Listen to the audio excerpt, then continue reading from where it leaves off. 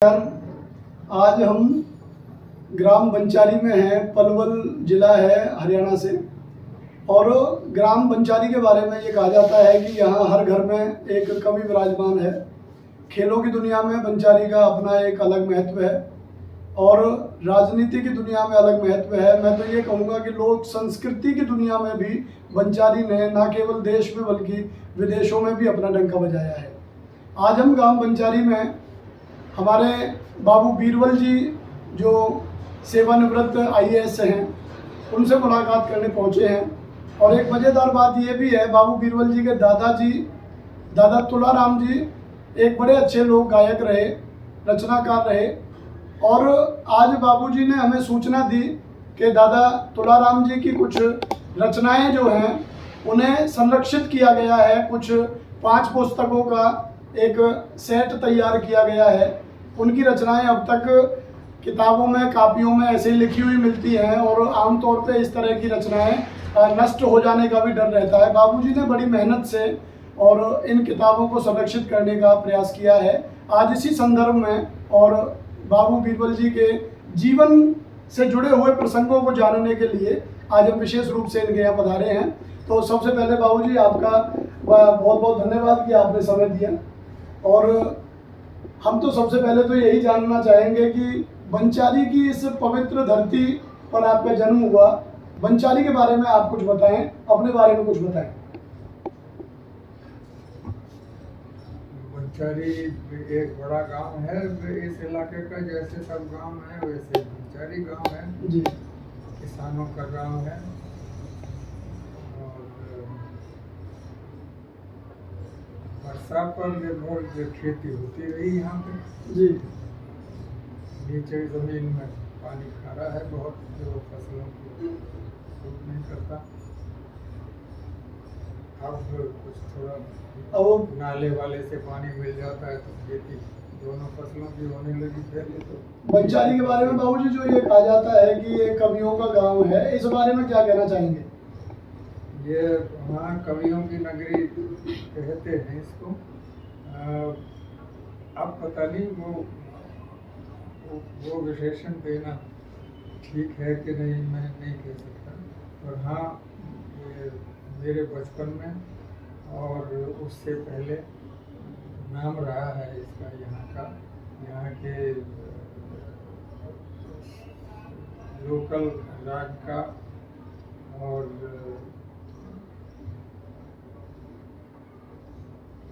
उसका लोगों में क्या प्रभाव रहा, क्या अट्रैक्शन रही, उसका नाम रहा है। जी। और बाबूजी आपका जन्म भी यहीं हुआ? जी। और मुझे तो ये लगता है कि अब पीढ़ियों से यहीं निवास करते रहे परिवारजन। मुझे पिछली 5 पीढ़ियों के नाम तो याद हैं अपने समय। जी, यही बंचारी से ही रहे। जी जी। तो उनके पहले का इतिहास तो मालूम नहीं है। जी। तो तुलाराम जी के दादाजी की पीढ़ी से नाम याद है कि उनकी संतान वो हुई, उनके तुलाराम हुए। जी। आप जब आईएएस के लिए आपका चयन हुआ होगा तो उस समय गांव की क्या स्थिति रही होगी? इससे पहले भी कोई इस तरह से अधिकारी रहे आपसे पहले?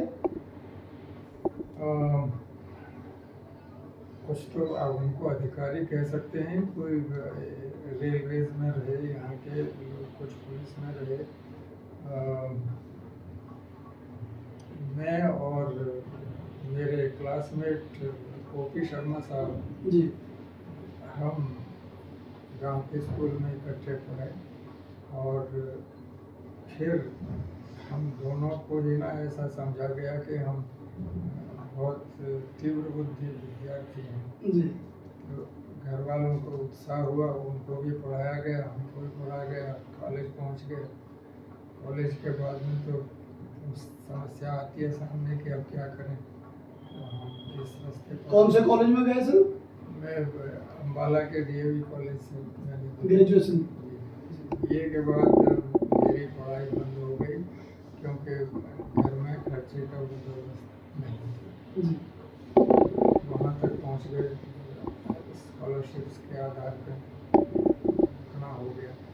और ये अब BA के बाद भी ना, तो जो ये पंजाब PCS की का जो सिलेबस था वो लगभग उतना ही था जितना ग्रेजुएशन का पंजाब यूनिवर्सिटी में हुआ करता। उतना तो हमने पढ़ा था कॉलेज में। शर्मा साहब मेरे से 2 साल आगे निकल गए थे, क्योंकि वो 5वीं क्लास से ना तो उस स्कूल में चले गए थे जहाँ अंग्रेज़ी भी साथ पढ़ाई जाती थी। मैं गांव के स्कूल में ही रहा जो वर्नाक्युलर स्कूल था। तो उसके बाद जब हम हाई स्कूल पहुँचे तो वो फिर मुझसे 2 साल आगे हुए। 8वीं तक की अंग्रेज़ी पढ़ने के लिए वो जो विधान था यूनिवर्सिटी का, तो उसमें 2 साल हमको लगाने पड़े। तो वो MA हो गए और मैं BA हो गया, और उसके बाद हम दोनों की इकट्ठी सिविल सर्विसेज के लिए तैयारी शुरू हुई। PCS में हम दोनों सिलेक्ट हो गए एक ही बैच में, 1961 का बैच। और वो क्योंकि दिल्ली यूनिवर्सिटी से MA किया था उन्होंने, और दिल्ली यूनिवर्सिटी में तो ये सभी लड़के बहुत सारे वो कम्पिटिटिव एग्ज़ाम्स के लिए एक स्वाभाविक मोर्चा समझते थे उसको, और उसकी तैयारी में जुटे रहे। तो वो उधर भी निकल गए और इधर भी निकल गए। ये साल 1.5 साल शायद हम दोनों PCS में भी रहे, पंजाब सिविल सर्विस, और उसके बाद उनका IPS में सिलेक्शन हो गया। फिर वो करनाल में थे हम दोनों उस समय, 1962 की बात है। 62 के बैच में उनका सिलेक्शन IPS में हुआ। उनको एकेडमी से बुलाव आ गई कि आप यहाँ शुरू करो, तो उन्होंने PCS से रिज़ाइन कर दिया। बस ऐसे। OP शर्मा जी तो राज्यपाल भी रहे हैं। हाँ जी। OP शर्मा साहब ने पंजाब जो होम स्टेट था वो ऑफर नहीं किया था अपनी सर्विस के लिए। UP मांगा था पहले, UP मिल गया। UP में जब वो SP की रैंक में पहुँचे 4थे 5वें या 6ठे साल में, तो उनके सीनियर्स की नज़र उन पर जिनकी रही होगी, उनको ऐसा लगा कि वो किसी खास काम के लिए ज़्यादा उपयुक्त अधिकारी होंगे। तो उनकी सिलेक्शन उसमें हो गई, IB में, इंटेलिजेंस ब्यूरो। फिर उनका बाकी का सारा कैरियर IPS में, वो इंटेलिजेंस ब्यूरो में ही। वो जब शायद एडिशनल डायरेक्टर उसमें हो गए थे कमीशन में, तो फिर पंजाब में बदमनी हुई थी, आतंकवाद फैला था 84 की घटना। उस समय फिर उनको वहाँ के इंटेलिजेंस के अहदे के लिए सिलेक्ट किया गया। तो DGP इंटेलिजेंस करके उसके बाद में फिर उनको जो जनरल चार्ज है पंजाब पुलिस का वो मिला, DGP। और उसके बाद गवर्नर हुए मॉडल, ये उनकी कथा। वो नौकरी के बाद, रिटायर होने के बाद वो गाँव में बस गए, जहाँ उनके पिताजी ने भी ना DC ऑफिस में सेवा की थी। उनके पास मकान भी था छोटा। शर्मा जी ने अपना मकान अलग बना लिया नया। और मैं प्रमोशन से ना तो IAS में आया। वो 1978 की बात है, और तब तक मैं PCS के बाद भी उसका नाम HCS हो गया जब हरियाणा बन गया, और हमारी एलोकेशन हरियाणा में हो गई। उसके बाद मैं 95 में रिटायर हो गया। उनको एक्सटेंशन मिली थी 1 साल की शर्मा साहब को, और उसके बाद फिर वो एक टर्म की। आपके ये IAS के जो कैरियर में कोई ऐसी यादगार घटना है सर जिसे साझा करना चाहें? नौकरी है, कभी एक विभाग में कभी दूसरे में। फिर भी परिस्थितियां कई बार ऐसी होती है, यादगार बन जाती है। ये ऐसा कुछ नहीं। दादा तुलाराम जी से पहला परिचय आपकी याद में क्या रहा? मैंने जब, जिसको देहाती बोली में बोलते हैं सूरत संभाल, जी तो जब मैं उस अवस्था में पहुंचा तब वो बूढ़े हो चुके थे जी और 60 से ऊपर उनकी उम्र हो गई। उनका शरीर बहुत कमज़ोर और दुबला पतला था। वो तो अपने संयम के आधार पर स्वस्थ रहते थे। शरीर तो बहुत हल्का था। पता नहीं उतने हल्के शरीर से उन्होंने खेती बाड़ी का काम कैसे किया। वो भी उनको अकेले कोई करना पड़ा था, दूसरा लड़का नहीं था घर में। अकेले थे घर में। हाँ, वो काम भी किया और ये खेत पे काम करते करते ना, तो ये गाना बजाना भी उन्होंने, रचना करना भी, ये भी जारी रखा और दोनों में वो पारंगत ही कह सकते हैं। जी इसको परफेक्शनिस्ट कहना चाहिए, कुछ उनकी रचनाओं से भी वैसा लगता है। जी जिस चीज़ को, जिस काम को अपना लिया उसको बेहतर से बेहतर तरीके से कैसे हो सकता है।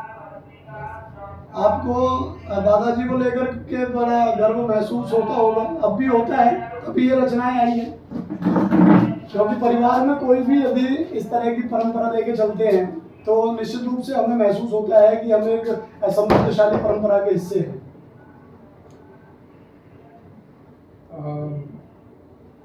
बुढ़ापे में उन्होंने अपने जीवन को वानप्रस्थ में डाल दिया। पिताजी ने घर का चार्ज उन्होंने सौंप दिया, उन्होंने अंगीकार कर लिया और वो फिर अकेले छोटा सा अलग मकान भी था, उसमें रहने लगे। घर आके खाना खा लेंगे और बाद में फिर साले उसके बाद भी उनको ना कुछ और ज़्यादा अकेलेपन की ज़रूरत महसूस हुई। किस काम के लिए मुझे मालूम नहीं। तो यहाँ हमारे गांव की पट्टी का मंदिर जो है, नीम का मंदिर के नाम से, उसमें वो शिवालय का भवन बना हुआ है, जो अब लगभग 125 या 130 वर्ष पुराना हो गया। उसके आगे बरामदे में उसके नीचे एक कमरा बना हुआ था और उस कमरे को अकेले में शायद ध्यान करने के लिए, तपस्या करने के लिए, ऐसे काम के लिए ही बनाया गया लगता है। क्योंकि उसकी जो अप्रोच थी, उसका दरवाज़ा था, वो मंदिर के जो इनर परिसर है उसके बाहर उसका दरवाज़ा खुलता था। अभी भी मौजूद है। तो वो खाली पड़ा था जब उनको ये ज़रूरत लगी और वो पुजारी जी की सहमति से उसमें चले गए और वो 4, 5, 6 साल वहाँ रहे।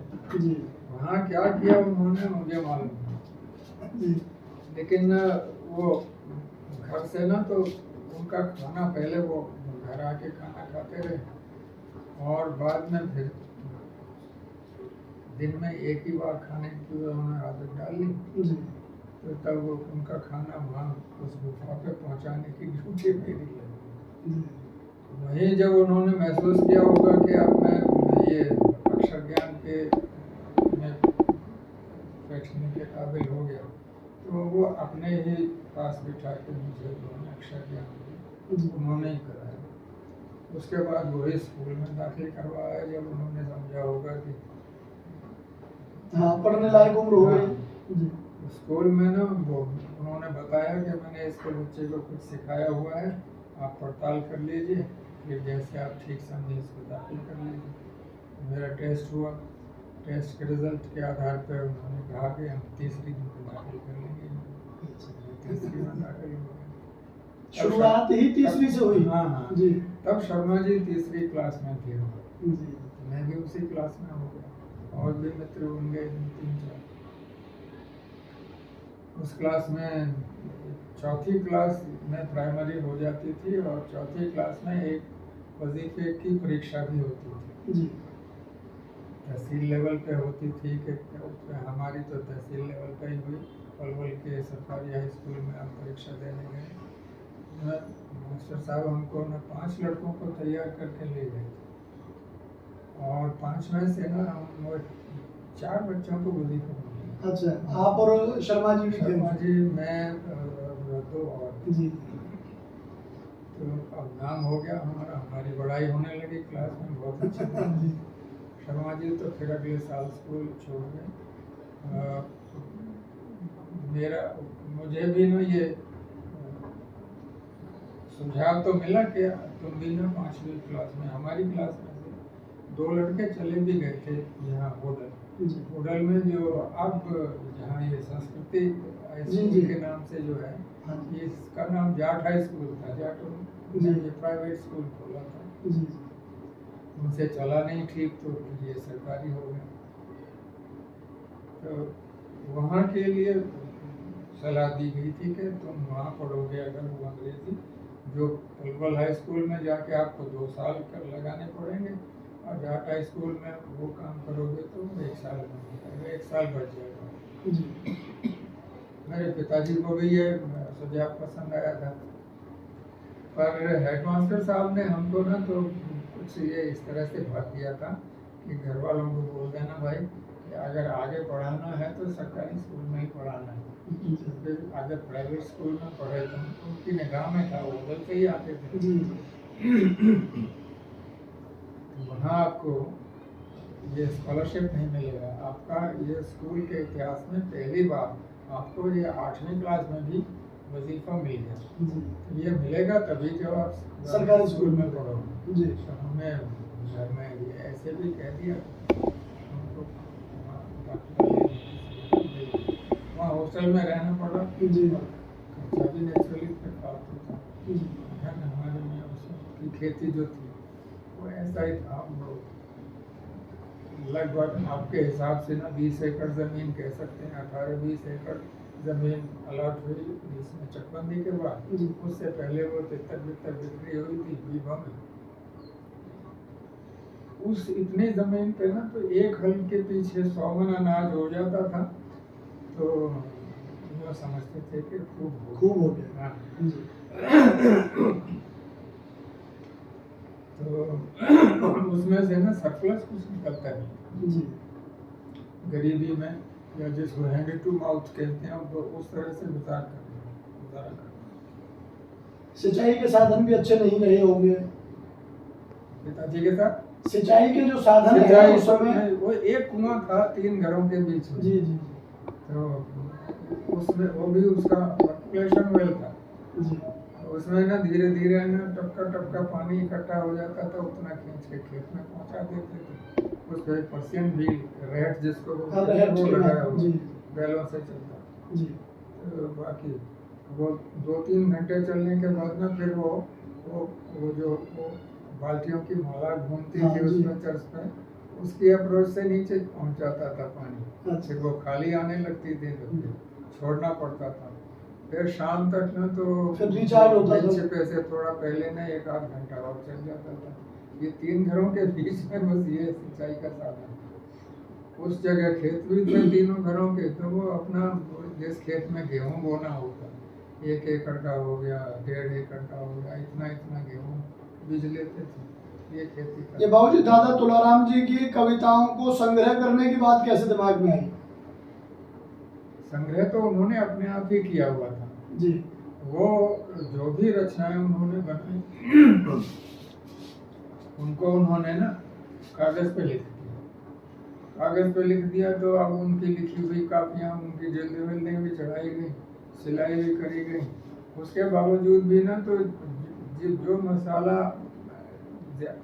गायकों को ज़्यादा पसंद था, जी वो कापियाँ उनके हाथ में इधर उधर घूमती रहीं और उनका कचूमर निकल गया, ऐसे समझ। जी तो वो जिस हालत में भी रही आई अब तक हैं। जी वो कईयों के ना कुछ शुरू के पन्ने कुछ बाद के फटफटा गए और कई रचनाएं भी उनमें नष्ट हो गई। उनको हम रिवाइव भी नहीं कर पाए, 1-2 के अलावा। जी तो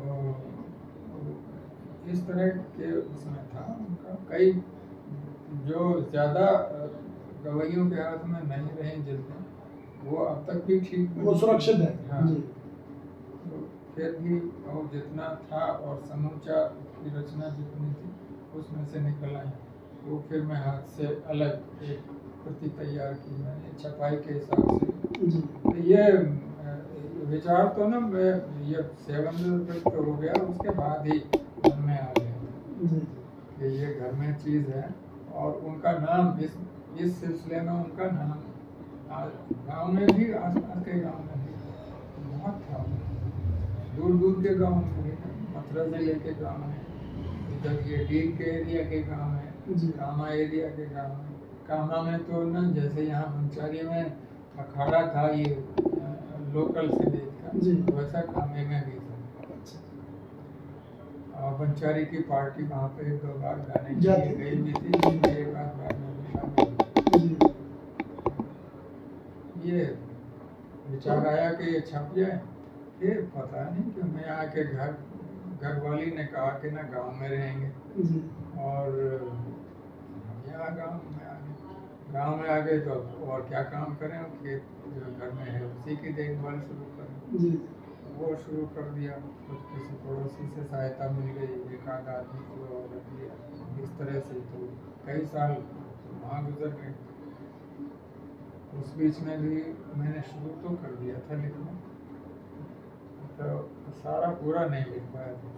फिर बीच में ना यूँ कि इसमें कुछ चुनाव करना पड़ेगा विषय वाइज के, कौन सी किताब में क्या आना चाहिए, जी और ये जो बाकी का रह गया है इसमें उस चीज़ की ज़रूरत पड़ेगी, तो इसको थोड़ा ठहर के सोच समझ के, तो सोच समझ में ऐसे बीच में रह गया, फिर सो गए। फिर जब ध्यान आया तो इस तरह से ना, तो इतना समय लगना नहीं चाहिए था, उससे कई गुना ज़्यादा ज़्यादा इसमें। अब बूढ़ा हो गया तो कुछ मेरे बड़े बेटे ने ये एक तरह से मुझको गौर किया कि आप ये फिर कब करोगे ये जी इसको निपटाओ ना।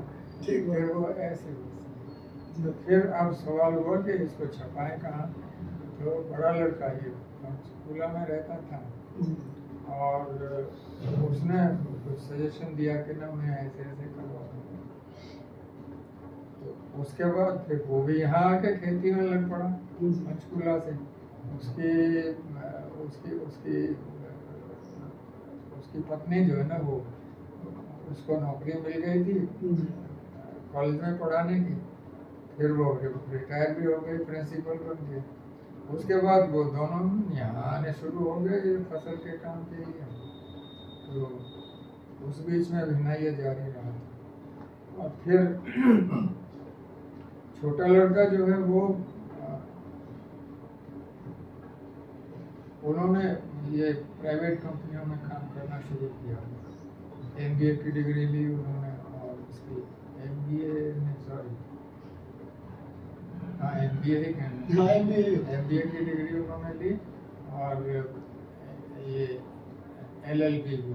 जी तो उन्होंने फिर इन दोनों क्वालिफिकेशंस के आधार पर जो सरकारी नौकरी नहीं मिली कंप्लीट करने से, तो फिर कंपनियों में काम प्राइवेट सेक्टर में शुरू कर दिया। और वो भी एक तरह से ना रिटायरमेंट की एज पे पहुंच गए। अब उनकी उम्र 60 वर्ष हो गई। जी छोटे बेटे की छोटे जी फिर वो कुछ अवकाश सा उनको लगा, तो उन्होंने कहा कि ना, तो उन्होंने 1-2 कंपनियों में जो पब्लिशिंग का काम करती थी उनमें उन्होंने काम किया था। तो उन्होंने फिर अपने कंप्यूटर अच्छा हाँ। अपने कंप्यूटर से टाइप वगैरह हाँ। करके और फिर हाँ, निकलवाई मैं- फरीदाबाद से ही निकलवाई ये छपाई तो नोएडा में, जी वो भी उन्हीं का जिम्मेदारी रही। उन्होंने वो प्रेस ढूंढा, कुछ मुनासिब सा दाम होता है उसको। तो शुरू में तो फिर अब सवाल ये था कि कितनी कापियाँ छपाएं और उनका क्या करेंगे। और मकसद तो यही था कि प्रचार होना चाहिए। जी जो रचनाएं अब तक जीवित रही हैं उनके हाथ की लिखी हुई, वो आगे उनकी कुछ उम्र और बढ़ जाए। जी वो बेसिक तो ये था ख्याल।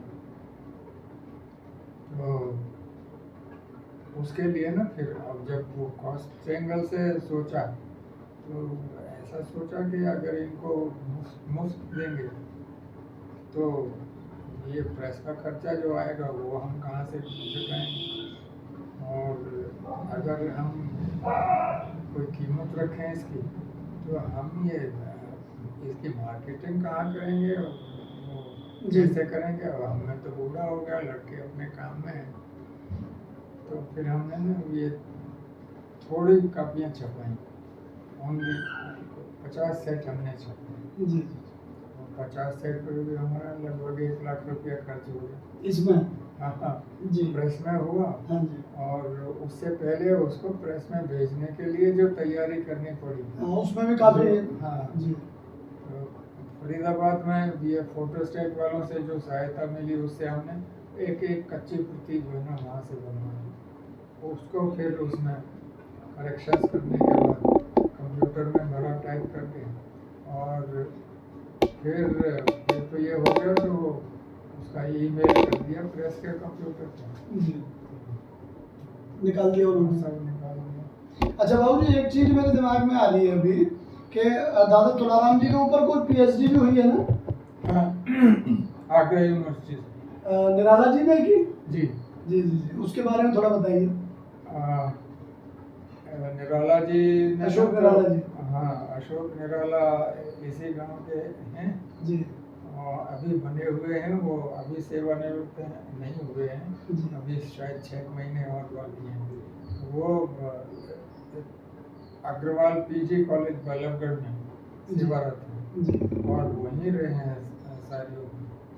तो वो ये 90 के दशक के प्रारंभिक वर्षों में जी उनके पिताजी ने मुझे अप्रोच किया। उनके पिताजी भी हिंदी के टीचर थे, सरकारी स्कूलों में, पलवल भी रह चुके थे, गवर्नमेंट हाई स्कूल जी। औरंगाबाद रहे थे। तो उन्होंने कहा कि मेरे कोई अभिभावक हैं आगरा यूनिवर्सिटी में, और उनसे मैंने ना को ऐसी बात की कि इसको लड़के को ना अगर पीएचडी हो जाए, एमए कर लिया हिंदी में इसने, तो इसको कॉलेज में पढ़ाने की नौकरी मिल जाएगी। तो उसका कुछ यहाँ से क्या किया जाना चाहिए, एडवाइस क्या मिलेगी। तो वो इस तुलाराम लिटरेचर के ऊपर उनकी निगाह थी।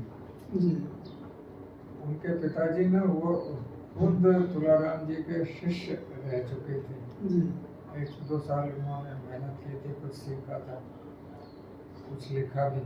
जी तो उन्होंने फिर मुझे ये बताया कि मैंने वहाँ बात की है, और ये लिटरेचर की जितनी मुझे बातचीत थी वो मैंने उनको दिखाया, पढ़ाया है।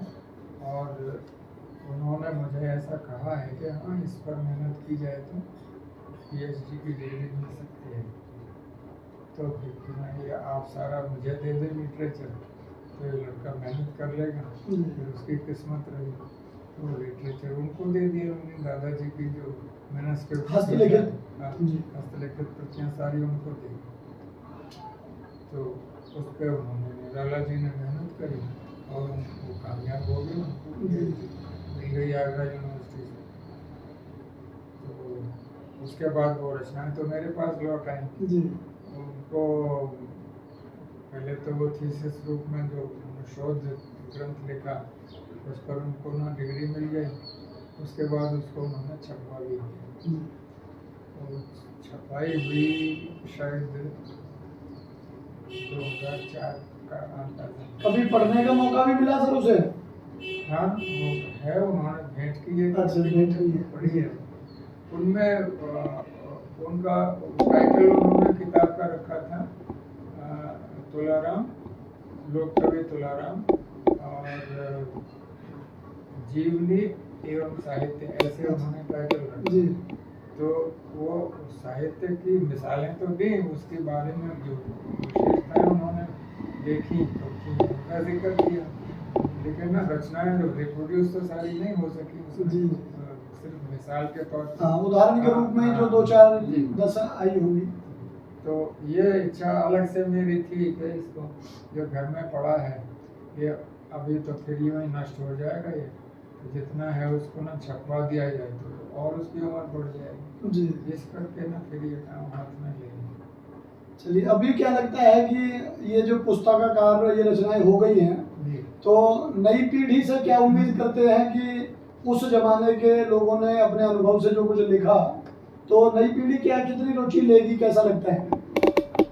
इसमें से ना तो यूँ समझिए कोई 3/4 भाग इनका रचना का जी वो तो उस तरह का है, देहाती बोली में है, देहाती ही उनका मजमून है ज़्यादातर। जी पुराणों से भी विषय लिए हैं और इतिहास से भी, महाभारत से भी लिया। उस वक्त तो कवि जब करते थे रचनाएं बड़ी तो जी इन्हीं से इंस्पिरेशन देते थे। ये मुख्य स्रोत ही ये थे, हाँ। रामायण महाभारत हमारे पुराण वगैरह हुए हैं। तो लेकिन ना तो यहाँ जिस अखाड़े में तुलाराम जी का एज गायक जन्म हुआ जी और फिर एज कवि भी, तो वो उसमें वीर रस जो है ना उसकी लोकप्रियता ज़्यादा है। जी तो उस तरह के मजमून उठाए उन्होंने जो खुद ही गांव में इससे निकल पाए, जी वो भी उठाए। ये ढोला मारू का किस्सा जो है ना जी, ये जी। गाया जाता था सारंगी पे, और अकेला अकेला गायक जो है उसको गाता था।